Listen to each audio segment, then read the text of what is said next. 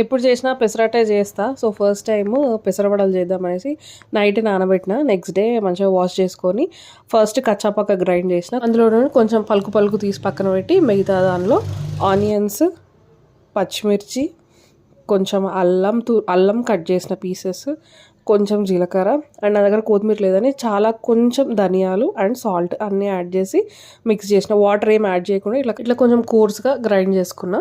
First మరి బరకగా grind చేసి ఉంది కదా, అది కూడా తీసుకొని దీంట్లో మిక్స్ చేసిన. అట్లా పప్పు పంటి కింద తగులుతుంటే క్రంచీనెస్ కోసం బాగుంటుంది. ఇట్లా వడల్లాగా చేసుకొని ఆయిల్లో ఫ్రై చేసుకోవడమే. కొంచెం మీడియం ఫ్లేమ్లో ఫ్రై చేసుకోవాలి. అట్లయితేనే మంచిగా లోపల మంచిగా కాలుతుంది.